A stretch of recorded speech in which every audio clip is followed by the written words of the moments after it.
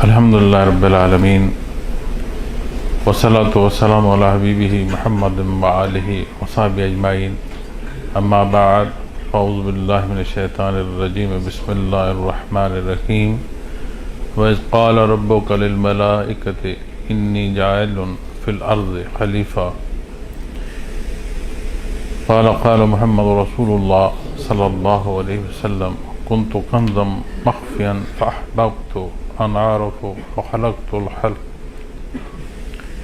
اللهم سبحانك لا علم لنا إلا ما علمتنا إنك أنت العليم الحكيم مولاي صل وسلم دائما أبدا على حبيبك من زانت به الأسر.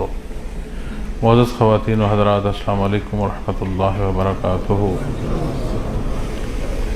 ارشاد باری تعالیٰ ہے، اور جب آپ کے پروردگار نے فرشتوں سے کہا کہ میں زمین میں اپنا نائب بنانے والا ہوں، اور جو مختصر حصہ حدیث مبارکہ کا پیش کرنے کی سعادت نصیب ہوئی ہے، اس کا ترجمہ فرمایا حدیث قدسی ہے، میں ایک چھپا ہوا خزانہ تھا، میں نے چاہا کہ میں پہچانا جاؤں، پس میں نے مخلوق کو پیدا فرمایا لِأُعْرَفَ، تاکہ میری پہچان ہو، وہ مجھے پہچان سکے.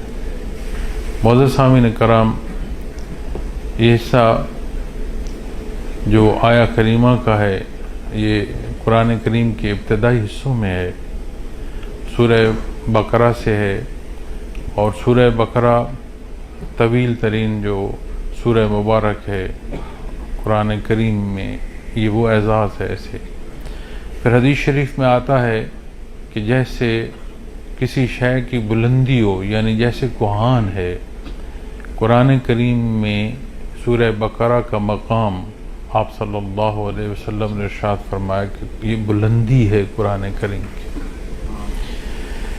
اور اللہ جل شانہ نے جب فرشتوں سے یہ ارشاد فرمایا کہ میں زمین میں اپنا نائب بنانے والا ہوں، تو آپ نے ان کا جواب اور اللہ جل شانہ کے حضور جو عرض انہوں نے کی، وہ بھی قرآن کریم سے تلاوت فرمایا ہے، جس میں انہوں نے عرض کی کہ بار اللہ ہم تیرے رکوع سجود کو ہر دم ہر لحظے حاضر ہیں، اور یہ مخلوق کہ زمین میں فساد نہ کرتی پھرے. اللہ جل شانہ نے جو عظمت اس بنی نوع انسان کو عطا فرمائی، اس کا تذکرہ فرمایا. پھر ان علوم کا جو اللہ کریم نے خصوصی طور پر اسے عطا فرمائے، ان کا تذکرہ فرمایا. اور یہ ساری گفتگو جو اللہ جل شانہ نے ارشاد فرمایا، فرشتوں نے جواب عرض کیا، اللہ کریم نے پھر ارشاد فرمایا. پھر حضرت آدم علیہ السلام کو جو علوم عطا فرمائے، جن علوم کا اظہار فرشتوں کی جماعت کے سامنے آپ علیہ السلام نے کیا. پھر اللہ کریم نے تمام فرشتوں کی جماعت کو جب سجدے کا حکم دیا وہاں سے، اور پھر وہ حصے کہ جہاں شیطان نے شیطنت کی، یہ واقعہ تفصیلاً بیان فرمایا گیا ہے. تو معزز سامعین کرام، جب اس حدیث مبارکہ کو اس آیہ کریمہ کے ساتھ سمجھنے کی کوشش فرمائیں گے تو بڑی واضح حصہ فرمایا گیا ہے کہ اللہ جل شانہ کی وہ ذات، چونکہ فرشتوں کو جب مخاطب فرمایا جاتا ہے تو قرآن کریم ایک صورت ایسی بھی بیان فرماتا ہے کہ وہ لرزاں ہوتے ہیں، اور جب حکم پورا ہو جائے تو وہ پھر اللہ جل شانہ کے حکم کی نسبت یہ عرض کرتے ہیں کہ جو اللہ نے فرمایا حق فرمایا. پھر جتنی مخلوق ہے قرآن کریم فرماتا ہے وہ ساری اللہ کی ذکر کرتی ہے. ہم اس آب و گل میں جہاں زندگی بسر کرتے ہیں، گرد و پیش جو مخلوق ہے جسے ہم بے جان تصور کرتے ہیں، اس کی مخلوق ہے، اس نے پیدا فرمائی ہے، اور ہر مخلوق کی بقا اس کی یاد سے وابستہ ہے. یہ وہ حصے جو مکلف مخلوقات یعنی جن و انس کو اللہ کریم نے عطا فرمایا، اس سے ہٹ کر اس عالم آب و گل میں مخلوق کی حیات جو ہے اس کا انحصار اللہ کی یاد پر ہے.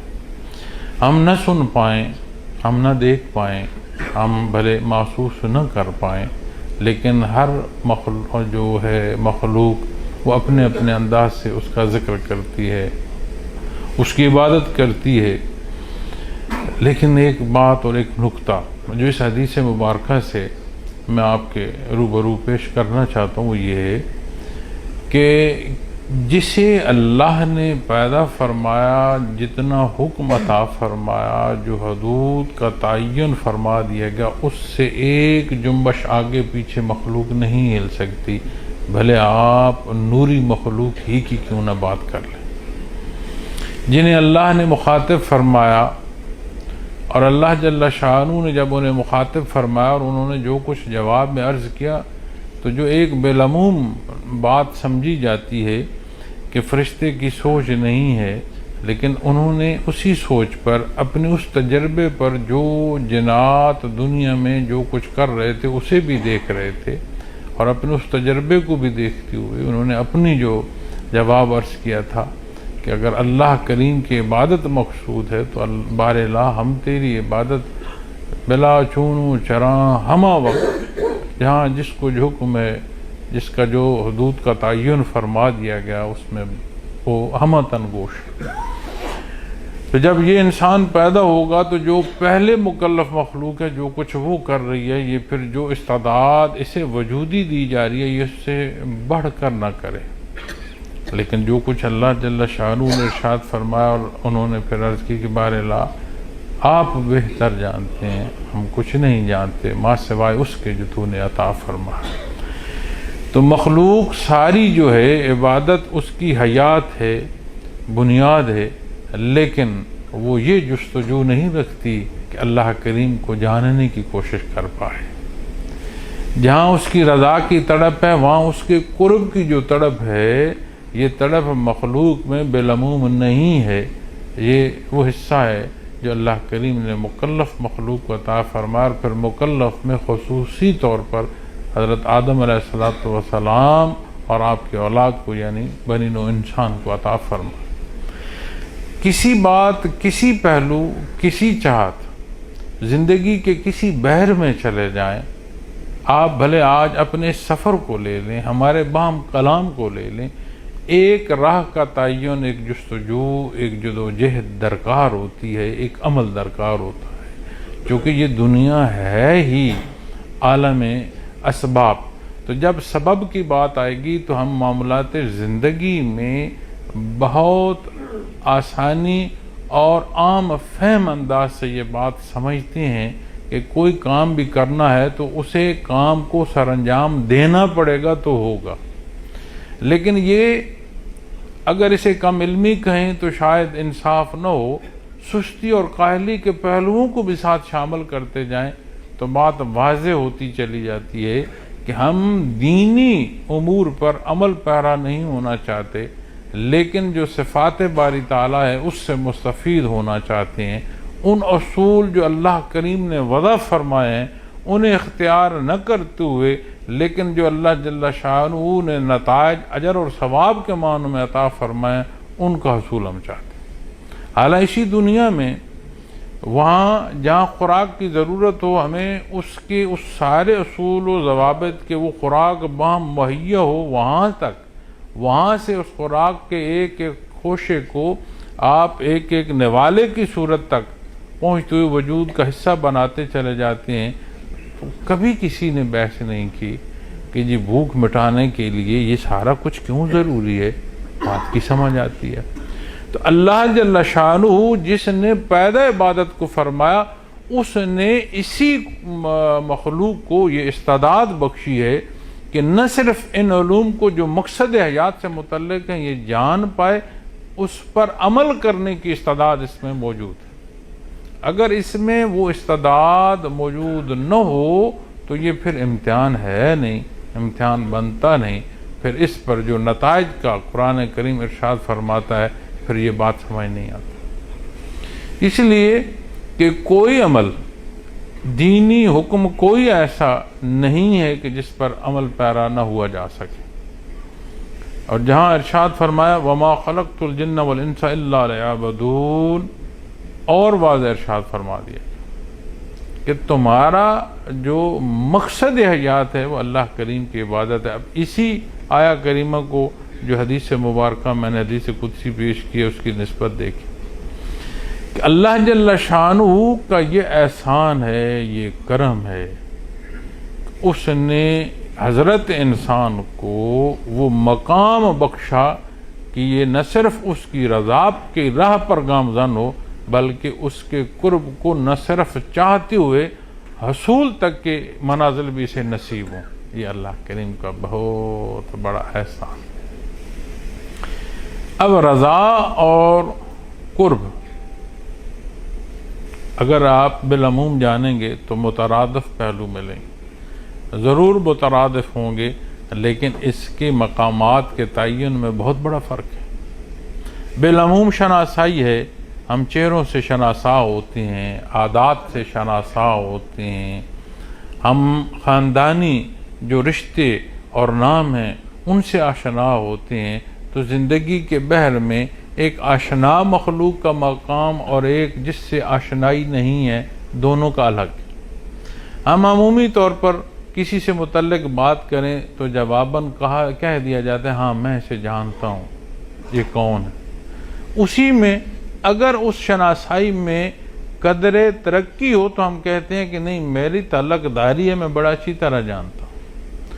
مزید یہ جو رشتہ ہے یا جو انس ہے اس میں ترقی ہو تو بندہ یہ کہتا ہے کہ آپ جو اس سے متعلق بات کر رہے ہیں، آپ سمجھے مجھ سے جو بات کر رہے ہیں آپ اسی سے بات کر رہے ہیں۔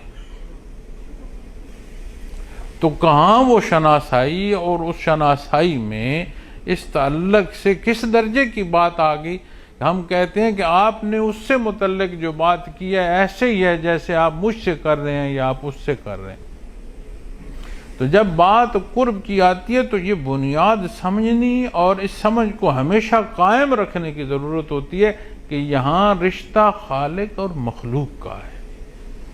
اسے بالعموم اس رشتے پر جو مخلوق کا مخلوق سے اس پر اطلاق کیا گیا تو پھر خطا ہوگی، کیونکہ یہ معاملہ پھر بہت نازک ہو جائے جو کہ ہمارے زندگی اور ہمارے معاملات میں دیکھنے میں آتا ہے۔ کیوں؟ اس لیے ہم وہ امور اپنی جو مرضی اور خواہشات کے انہیں اختیار کرتے ہیں اور پھر ساتھ یہ چاہتے ہیں اللہ معاف فرمانے والا وہ معاف فرما رہے۔ اس میں کوئی شک ہے کہ وہ غفور الرحیم؟ یہ تو ایمان کے حصے ہیں۔ جو اصول اس نے عطا فرمائے، جو حکم اس نے دیا، کبھی اسی عمل کو اس حکم عدولی کے معنوں میں دیکھو پھر نزاکت سمجھ آئی۔ حضرت رحمۃ اللہ تعالی علیہ جب لفظ گناہ پر بحث فرما رہے تھے تو انہوں نے اس پہلو کو بھی اجاگر فرمایا۔ انہوں نے فرمایا علماء جب گناہ کبیرہ اور صغیرہ پر تحقیقی پہلوؤں میں بات کرتے ہیں وہ ایک حصہ ہے، لیکن جب گناہ صغیرہ کو تحقیق کے اس پہلو پر لیا جائے کہ کس ذات کی حکم عدولی ہے تو بات صغیرہ نہیں رہے گی، ہر شے کبیرہ ہو جائے گی۔ اسی لیے تو حدیث شریف میں بھی یہ بیان ہے کہ قیامت کے دن اگر کسی سے سوال ہو گیا تو اس کا جواب نہیں ہے کسی کے پاس، اسے دوزخ سے کوئی نہیں بچا سکے، نہ کوئی جواب ہے نہ کوئی جواز ہے۔ تو یہ احسان ہے اللہ کا کہ اس نے اپنی عبادت کو پیدا فرمایا، الحمدللہ ثم الحمدللہ۔ وہ ایسا کریم ہے کہ وہ جو حکم اس نے عطا فرمایا اس حکم پر عمل پیرا ہونے کے لیے پھر اسی سے اس عمل پر حکم پیرا ہونے کے لیے جو قوت ہے، نیت سے عمل تک ایک ایک پہلو پھر اس سے مانگو پھر وہ عطا فرما دیتا۔ تو جب اس رشتے کو دیکھیں گے تو اسے بالعموم رشتوں پر اس کا اطلاق جو ہے وہ درست ہے ہی نہیں۔ بھلے وہ سرگوشیاں سنتا ہے، بھلے وہ دل کی تڑپ جو ہے کوئی محسوس نہ کر سکے، اس کے روبرو ہے، اس کا بندہ وہ اپنے بندے کو اتنا پیار فرماتا ہے کہ اتنی ماں اپنی اولاد کو پیار نہیں کر سکتی، وہ اپنی مخلوق اسے اتنی پیاری ہے۔ وہ جس کے لفظ سننے سے مخلوق قاصر ہو اس کے دل کا بھید وہ جانتا ہے، ہر شے اس کے سامنے، اور اسے پسند ہے کہ اگر جوتی کا تسمہ ٹوٹ جائے، تو حدیث شریف میں آتا ہے آپ صلی اللہ علیہ وسلم نے فرمایا اسے پسند ہے کہ وہ ٹوٹا تسمہ اس سے مانگا جائے، وہ ضرورت اور احتیاج بھی پوری فرماتا ہے اور اپنی رضا کے صدقے اجر اور ثواب بھی دے رہا۔ تو اس رشتے کی جو پہچان ہے جو اللہ کریم نے اپنی عبادت اور اپنی شناسائی کو، یہ عمومی بات نہیں ہے، یہ عمومی بات نہیں ہے کہ کوئی اس کی محبت میں تڑپ سکے، یہ مخلوق کی جرت نہیں ہے، یہ محض اس کی عطا ہے کہ اس مخلوق کو اس نے یہ حصہ عطا فرمایا۔ پھر یہ صرف تڑپ نہیں ہے، اس کے حصول کے ذرائع خود تعلیم فرمائے اور کمی بیشی کی رعایتیں عطا فرماتا ہے، معاف فرماتا ہے۔ اس راہ کا مسافر تو ہو، وہ مسافتیں کم کر دیتا ہے، مسافر اس راہ کا مسافر تو بنے۔ کیا آپ نے بخاری شریف کی وہ حدیث شریف نہیں سنی جس میں خطا کار معافی کو چلا، زندگی تمام ہو گئی، جہاں سے چلا جہاں معافی سمجھنے کو اس نے پہنچنا تھا، دونوں کے فاصلوں کے ماپ کا حکم ہوا، اور رب کائنات نے جو فاصلہ زائد تھا کہ جو اس کی معافی کی نسبت راہ کا تھا، اللہ نے اسے حکم دیا کہ یہ حصہ کم ہو جائے، اور جس سفر کو وہ اختیار کر کے آیا اللہ جل شانہ نے اس میں اضافہ عطا فرما دیا۔ تو فیصلہ کیا ہوا؟ اس کی روح کو جنت والے فرشتے لے جائیں۔ مالک غفور الرحیم۔ لیکن جب ہم سودے کرتے ہیں اور اپنی سوچ کا اطلاق کرتے ہیں، پھر بات بگڑتی ہے۔ اس لیے قرآن کریم فرماتا ہے کہ اللہ کسی کے ساتھ ظلم نہیں فرماتا، یہ خود اپنے آپ کے ساتھ خود ظلم کرتے ہیں، اللہ نہیں جاتی فرماتا۔ تو اس کی شان ہے عطا، رعایت، معافی، یہ اس کی شان ہے۔ جو اصول اس نے وضع فرمائے ہیں، اگر اس نے آگ کی صفت جلانا رکھی ہے، آگ جلائے گی، اگر دودھ کی صفت اس نے حیات رکھی ہے، وہ حیات آفرین ہوگا۔ اب دونوں کے جو اصول ہیں ان کا استعمال، کبھی آگ کے الاؤ سے دوا وہ بنتی ہے جو زندگی کے بچانے کا سبب ہے۔ اسی دودھ کو اس کی حدود ہیں اس سے تجاوز میں دے دو، اس کی بدہضمی ہی جان لیوا ہو جائے گی۔ اگر دونوں کی صفت، ایک کی جلانا ایک کی شفا، دونوں کی صفت یہ ہے، اس کے استعمال اور اصول جو اس نے دیے اس کی مطابقت رکھتے ہوئے بقا اور فنا معنوں میں تبدیل ہو سکتی ہے، تو پھر اپنے عمل پر ہم کیوں نہ دیکھیں، اپنی سوچ اور عمل کو ہم کیوں نہ پرکھیں۔ اور میں تو مشائخ اعظام کی جوتیوں میں بیٹھ کر جو کچھ میں نے سمجھا ہے اپنی اس تمام کم علمی کے باوجود، کبھی حساب کتاب کی طرف نہ ہو۔ ہم مخلوق ہیں، ہم غیر مشروط معافی کے طالب ہیں، ہمہ وقت اور ہمیشہ رعایت مانگتے ہیں اپنے اللہ سے، ہم حساب کتاب کی طرف مجھے نہیں سمجھ آتی۔ یہ جو عبادات، اپنی عبادات کا شمار، اس کے اجر اور ثواب جو احادیث مبارکہ میں اور علماء کرام نے تحقیقی فرمائے ہیں، اس حساب کتاب کو لے کر جب ہم بیٹھتے ہیں نا، پھر ہم سمجھتے ہیں اتنی عبادات ہو گئی ہیں، اتنی دعوت و تبلیغ ہو گئی ہے، اتنی تسبیحات ہو گئی ہیں، اتنے حج اور عمرے، اب تو انبار لگ گئے ہوں گے ثواب کے۔ تو حضرت ایک دن اپنی تقریر میں بیان فرما رہے تھے، وہ فرما رہے تھے کہ کسی معصوم بچی کی اس کا جواب رب کائنات نے روز محشر مانگ لیا، تو یہ جو پہاڑوں کی نیکیاں ہم شمار کرتے ہوئے جا رہے ہوں گے، یہ ہمارے کسی کام نہیں آئے گی۔ تو دین اسلام تو وہ خوبصورت طرز حیات ہے جس کی خوشبو پورے انسانی معاشرے کو معطر کرتی ہے، اس سے تکلیف یا تعفن تو پیدا ہو نہیں سکتا۔ لفظ پھول جب بولا جائے نا، تو اس پھول کا اطلاق ہمارے ذہنوں میں اس درجے پر جا کر پہنچتا ہے کہ خوشبو، خوش رنگ، یہ سوچ آتی ہے۔ کبھی لفظ پھول کے ساتھ کسی نے تعفن نہیں سوچا، بدبو نہیں سوچی، تکلیف نہیں سوچی، راحت سوچی۔ اسی طرح جب بات دین اسلام کی آئے گی تو دین اسلام اور جو مقصد حیات ہے اس میں خوبصورتی ہی ہے، دوسری شے ہے کوئی نہیں، تاں کہ ہم خود خطا اور غلطی نہ کریں۔ اور کیا خوبصورت حصے ہیں کہ اللہ جل شانہ نے کیا مقام عطا فرمایا، پیدا اپنی عبادت کو فرمایا کہ تو مجھے پہچان سکے، تو میری محبت میں تڑپ سکے، ایسا خزانہ جسے کوئی جان نہیں سکتا، جاننے کی استطاعت نہیں رکھتا، اس نے تجھے استطاعت عطا۔ پھر کس درجے تک فرمایا؟ فرمایا ان تعبد اللہ کأنک تراہ فإن لم تکن تراہ فإنہ یراک، او کما قال محمد رسول اللہ صلی اللہ علیہ وسلم۔ اور حضرت موسیٰ علیہ السلام نے دعا کی، بار لا تجھے دیکھنا چاہتا ہوں۔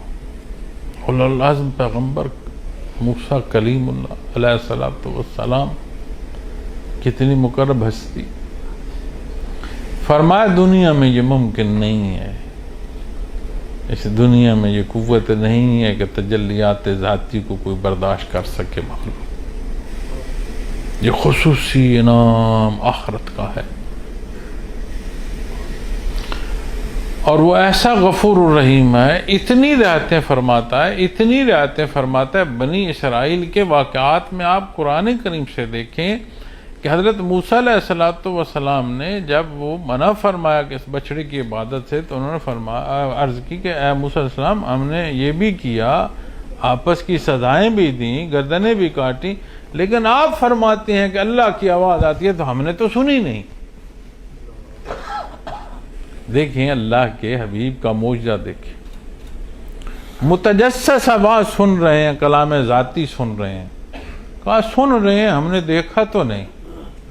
تو وہیں قرآن کریم فرماتا ہے کہ ان پر موت وارد ہوئی، اور آپ علیہ السلام کی دعا سے پھر اللہ نے انہیں حیات دی۔ اب اس سارے ربط میں آپ غور فرمائیں، اس نے پیدا فرمایا عبادت کو، جسے عبادت کے لیے پیدا فرمایا وہ کیا کہہ رہا ہے، کیا کر رہا ہے، کن حدوں تک بڑھ رہا ہے، اور وہ کتنی رعایت عطا فرما رہا ہے۔ تو آج جہاں یہ ہماری محفل سجی ہے تو کتنی برکتوں کی حامل جگہ ہے۔ یہ تو اپنے مقصد حیات کے نسبت سے دیکھیں تو یہ جو شجر و حجر ہیں یہ پیارے لگتے ہیں، بندہ ان پتھروں، ان سنگلاخ چٹانوں کے صدقے جائے کہ انہیں اللہ نے وہ شرف بخشا کہ تجلیات ذاتی کا معبد قرار دیا۔ یہاں پر اس کائنات کی مرکزیت جو ہے اللہ کریم نے اس خطے کو عطا فرمائی۔ لیکن جب آپ اور میں یہاں پہنچ کر بھی اپنے اعمال اور اپنے گرد و پیش کا جائزہ لیں گے تو ایک بات بڑی واضح سمجھ آتی ہے، اس نے عبادت کو پیدا فرمایا ہے، عبادت کے لیے مجبور نہیں فرمایا۔ بھوک تمہاری مجبوری ہے، پیاس تمہاری مجبوری ہے، پانی کو تلاش بھی کرو گے اور اس کا گھونٹ لینے تک پہنچو گے، ورنہ زندگی جو ہے اس کا ربط ٹوٹنا شروع ہو جائے گا۔ اس نے سجدہ ساتھ نہیں جوڑا کہ جو سبحان ربی الاعلیٰ نہ کہے وہ پانی نہیں پی سکتا، اس کریم نے یہ نہیں ربط جوڑا، مجبور نہیں فرما۔ تو ہی تو مجاہدہ ہے۔ یہ جو سستی اور کاہلی کی نسبت بنیاد فرائض تک کا جو غفلت ہے، یہ اپنے لیے اس سے بہت بڑا نقصان ہے کہ کوئی بہت گہرے پانی میں اپنے وجود کے ساتھ بھاری پتھر باندھ لے، یہ اس سے زیادہ نقصان۔ وہ انقطاع دائر دنیا کی حیات کا ہے، یہ اخروی حیات کو اجاڑنے کا سبب بھی ہے ساتھ۔ اور میں دیکھتا ہوں کہ نماز کی ادائیگی میں اس درجے کی غفلت کچھ عرصہ پہلے نہیں تھی، بڑا شوق تھا نماز۔ ہمارے نوجوان جو تھے وہ بڑا شوق سے عبادت کرتے، ہم بالکل اپنے بچپنے کو دیکھیں تو عمومی جو نوجوان طبقہ تھا اس میں نماز اتنی نہیں تھی، بچوں میں اتنی نہیں تھی۔ پھر ہم اپنی جو لڑکپن کی عمر ہے اس میں دیکھتے ہیں تو اس عمر میں جو نوجوانی کی عمر ہے بچے بے شمار نمازی تھے۔ آج بڑے تھوڑے عرصے میں پھر دیکھ رہے ہیں کہ نماز کی طرف ہمارا دھیان بڑا کم ہو رہا ہے۔ تو یہ ہماری ذمہ داری ہے نا کہ ہم اپنے بچوں کی تربیت اس طرح کریں کہ وہ نماز ادا کریں، انہیں زندگی کی سانسوں کی طرح اللہ کا حکم جو ہے وہ عزیز اور پیارا ہو، فرائض کا درجہ انہیں اپنی حیات سے جو ہے وہ مؤخر نہ ہو، مقدم ہو۔ تو جب بنیاد اس چیز کو پکڑی جائے، عبادات کو پکڑا جائے، ایک ایک عمل کو عین اس کے حکم کے مطابق ادا کیا جائے، اپنی صحیح تو کی جائے نا جی۔ صحیح کسے کہتے ہیں؟ کوشش کو۔ یہ جو صفا مروہ میں اب صحیح کر کے آئے ہو، یہ کیا ہے؟ ان قدموں سے بارگاہ ایزدی میں کیا تعمیر ہونا ہے؟ ہمیں تو آدھی دعا آتی ہے، آدھی بھول جاتی ہے، کبھی چادر سیدھی ہے، کبھی چادر گر گئی، کبھی الٹی ہے، کبھی ہم لائٹ دیکھ رہے ہیں، کبھی ہم پنکھا دیکھ رہے ہیں، ہمیں تو کوئی ہوش بھی نہیں ہوتا کہ یہاں تڑپ کیا ہے۔ آج جب ہم زیارات کے لیے گئے ہیں تو آپ نے واپسی پر آپ کو انہوں نے مناسک سے گزرتے ہوئے مقام ابراہیم علیہ السلام نہیں دکھایا۔ یہ جو جمرات سے گزرتے ہیں تو جہاں کنکر شیاطین کو مارے جاتے ہیں، اس کی تاریخ سے نہیں واقف کہ شیطان نے کوشش کی کہ آپ علیہ السلام بیٹے کو ذبح کرنے جا رہے ہیں۔ پھر جہاں انہوں نے چھری اپنے پسر کی گردن پر رکھی، ایک لحظے کو سوچیں تو صحیح۔ حضرت جی رحمۃ اللہ تعالیٰ علیہ فرمایا کرتے تھے، وہ فرماتے تھے کہ جب قربانی کے جانور پر کی گردن پر چھری رکھو تو جانور کی گردن پر چھری رکھ رہے ہو، کم از کم تصور میں یہ تو محسوس کر لو کہ میں اپنی زیادتیوں کو قربان کر رہا ہوں اس کے حکم کر۔ جو میرے تجاوزات ہیں، جو میری زندگی میں غلطیاں کوتاہیاں، میں انہیں آج ذبح کروں۔ ایک لحظے کو اپنی اولاد کی گردن سوچو، تمہیں سمجھ آ جائے گی کہ اس کا مطلب کیا ہے۔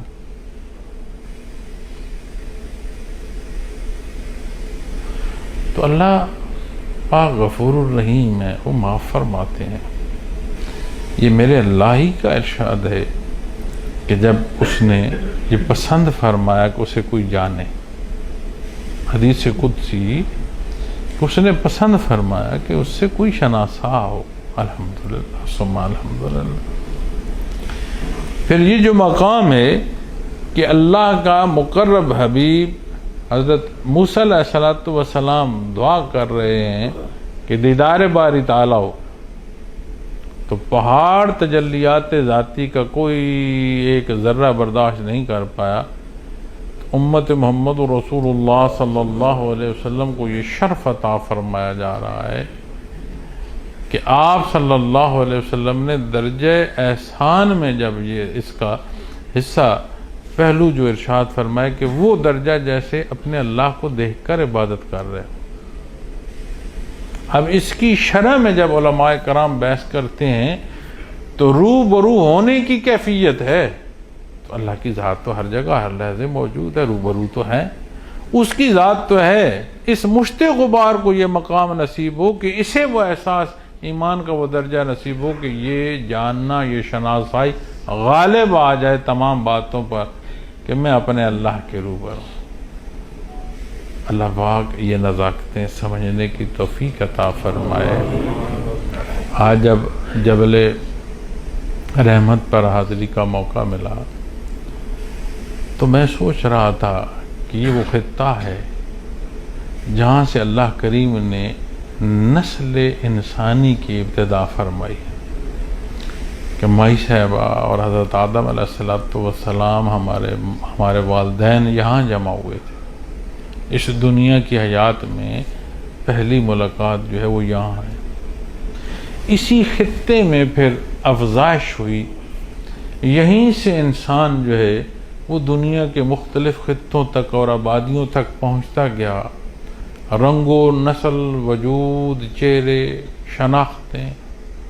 قرآن کریم فرماتا ہے کہ یہ تمہاری پہچان ہے، اور یہ پہچان ہمیں دنیا کے کن خطوں تک لے گئی. پھر یہی میدان سجے گا جسے قرآن کریم فرماتا ہے کوئی پست و بالا شے نہیں ہوگی، ہموار کر دیا جائے گا، اور ہر کوئی اپنے مرکز سے اٹھ کر چل پڑے گا. کوئی روک نہیں سکے گا اپنے آپ کو، کوئی سوچ اپنی جو ہے اس پر عمل نہیں کر پائے گا. ہر کوئی مجبور ہے اس نے یہاں پہنچنا. اور قرآن کریم فرماتا ہے کوئی شے، کوئی اس زمین کا ایسی ہموار ہوگی کہ نہ کوئی بلندی ہوگی اور نہ کوئی گہرائی ہوگی، این ہموار ہوگی. اس کے حضور آ کر پیش ہونا ہے. تو کبھی آج جب گئے ہیں غور کیا کہ یہ وہ جگہ ہے جہاں سے اللہ کریم نے انسانیت کو دنیا میں پھیلایا. اور یہی پھر جگہ ہوگی جہاں کل اولاد آدم علیہ السلام جمع ہو، اعمال ہوں گے، اس کا دربار ہوگا. تو آج جو فرصت ہے بندے مومن کو، وہ یہ شرف بخشتا ہے، ہر انسان کو بخشتا ہے وہ ایمان لائے. بنیاد ہے، انہیں پابندی نہیں فرمائی. ایمان لائے، نبی کریم صلی اللہ علیہ وسلم کا اتباع اختیار کرے، مقصد اللہ کریم کی ذات کو رکھے. وہ حفاظت فرماتا ہے، رعایت عطا فرماتا ہے. ٹوٹی پھوٹی ہم جیسی جو کمزور عبادات ہیں انہیں اسی کی شان ہے کہ وہ شرف قبولیت دیتا ہے. ہم انسانی تعلقات کو انحصار کرتے ہیں. ہاں میں نے اس سے آج بڑی اچھی بات کی، مجھ سے راضی ہوگا، آج میں نے اس کی بات نہیں مانی، مجھ سے ناراض ہوگا. انہی سوچوں اور انہی رویوں کا اطلاق ہم خالق کی طرف کرتے ہیں. کبھی یہ بھی سوچا کہ یہ سجدے کی شرف قبولیت میں نے لکھ کر بھیجنی ہوتی تو میں تو اٹھا کر لوگوں کی مخلوق کے منہ پر مار رہا ہوتا. ادھر رعایتیں سوچتے ہیں، عمل کرنے کی نسبت پھر بات اور طرح کی سوچتے ہیں ہم. نہیں، یہ غلطی اور خطا ہے. یہ جیسے قرآن کریم فرماتا ہے نا کہ نفسانی خواہشات کی پیروی ہے، تو یہ خواہشات لیے پھر رہی ہوتی ہیں. نہیں، ہمارے لیے بڑا صاف، بڑا واضح حکم ہے. اللہ توفیق عمل عطا فرمائے، اور اللہ کریم یہ مل بیٹھنا قبول فرمائے. اس میں وہ برکت عطا فرمائیں کہ ہماری باقی ماندہ زندگی جو ہے وہ سنت خیر الانام سے مزین ہو. گزشتہ زندگی جو ہے بے شمار پیچ و خم، اللہ ہماری ان غلطیوں اور خطاؤں کو معاف فرمائے. اور اللہ جل شانہ یہ جو ہمارا بالخصوص پہلا حصہ تو بحثیت مسلمان، پھر بالخصوص اللہ نے سلسلہ عالیہ کا جو رشتہ دیا، اللہ کریم ہمیں اس رشتے میں صدق عطا فرمائے. آنے والے کا مقصد بھی اپنا بامراد ہو. جس کی ذمہ داریاں ہیں وہ اپنی ذمہ داری بھی آسان طریقے سے ادا کرتے رہیں. یقیناً جب ہم اپنے انتظامات اور اپنے معاملات کو دیکھتے ہیں تو کمزوریاں ہیں. اللہ معاف فرمائے، ہمیشہ بہتری کی گنجائش رہے. اللہ پاک یہ نشست قبول فرمائے. وآخر دعوانا الحمدللہ رب العالمین. کل کا